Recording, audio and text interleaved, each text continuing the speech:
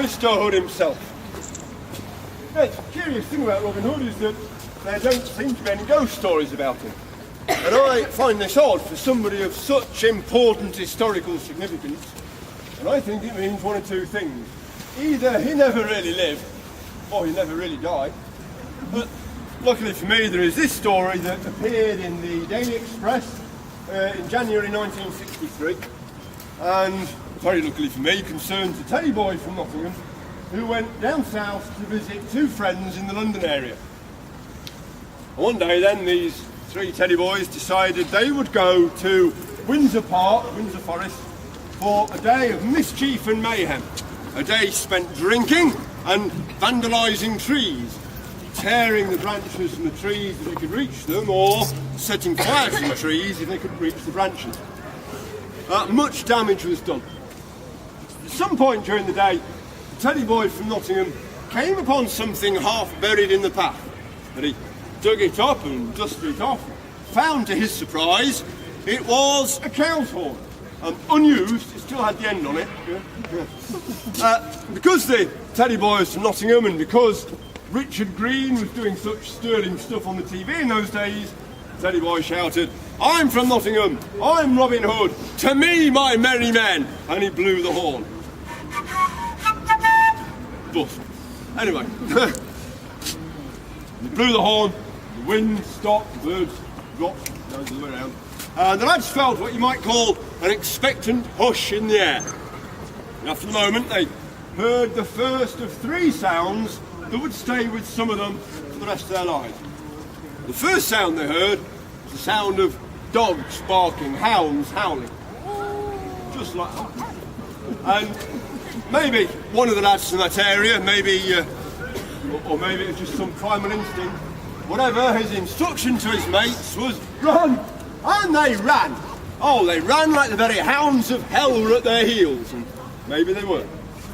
As they ran, they heard the second sound that would stay with some of them for the rest of their lives. This was a deeper thrumming sound, sound of a horse at full charge, full gallop, coming through the forest behind them. The lads ran even faster. Now, luckily for them, maybe their running took them back toward a church. Maybe thinking of old stories of sanctuary or whatnot, they made straight for the church, and as they arrived at the church doors, they heard the third of three sounds that would stay with some of them for the rest of their lives. Now, this does sound very familiar to them. It's a sound they heard every week at the beginning of the adventures of Robin Hood. The sound of an arrow being loosed from a bow and hitting its target. Sort of a noise, like that. Two of the teddy boys landed on the floor of the church and they waited for their friend from Nottingham to join them. He never did. Finally, the other two must find out for themselves, and they opened the church doors that had shut behind them. And there, lying face down on the stone steps, there was their friend from Nottingham, dead.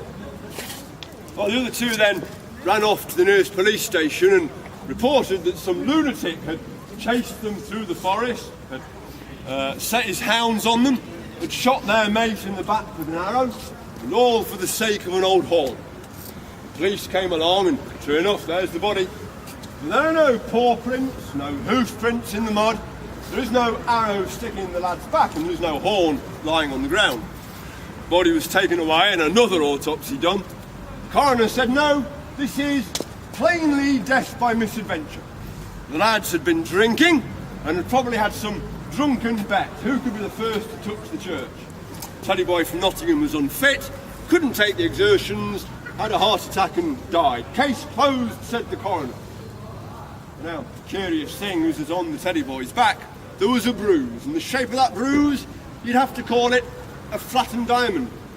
Just the sort of shape there would be if an arrowhead had struck him in the back. Now, I say that one of the lads from that area, and maybe as a child he had heard stories of Herne the Hunter. Herne had been a forester in the time of Henry VIII. One day, out hunting with the king, Herne saved the king's life by stepping in front of a charging stag. As a result of which, it was Herne himself that was gored and trampled by that beast. Now, his sacrifice gave the other foresters a chance to catch up and slay the deer. Miraculously, Hearn survived his terrible injuries, but was never again really physically